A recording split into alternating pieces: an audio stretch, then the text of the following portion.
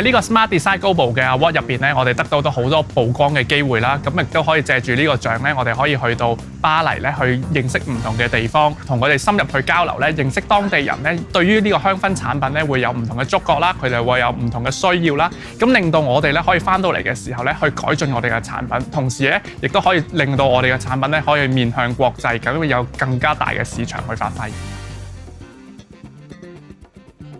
呢個產品咧嘅核心理念啦，同埋嘅靈感啦，其實嚟自於我自己童年嘅。因為喺細個嘅時候咧，成日同屋企人喺聖誕節咧都會買一棵聖誕樹翻去。咁但係當成長之後啦，出到嚟社會自己住咧，發現原來自己喺考量住嘅空間上面咧，其實就少咗機會咧去保留呢個嘅傳統甚至儀式感。咁所以咧有呢個想法之後咧，就諗緊可唔可以有一啲嘅產品咧係符合而家都市人，尤其是香港人住嘅環境啦，同埋節奏出發嘅一個聖誕嘅產品嘅。之後我哋就諗到呢一款咧植物造型火柴香啦。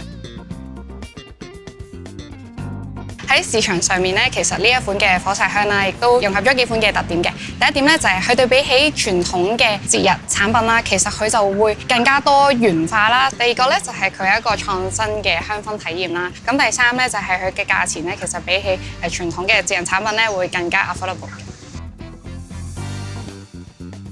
對於呢個植物造型嘅火柴香咧，我哋希望擺更加多我哋公司嘅理念入去，就喺香港呢個地方咧，用香明明嘅港口，可以等更加多嘅人咧去認識我哋香港嘅香味，咁從而咧就實踐呢個我哋香咧做香港嘅手信啦。咁我哋會改善包裝啦，令到佢可以更強嘅保護性啦，同埋就會係過去海關同埋運輸嘅時候咧都會更加方便，而且咧我哋可以特製唔同嘅造型啊，同埋唔同嘅香味去設計咧，令到我哋呢個產品咧未來嘅可行性會有更加多。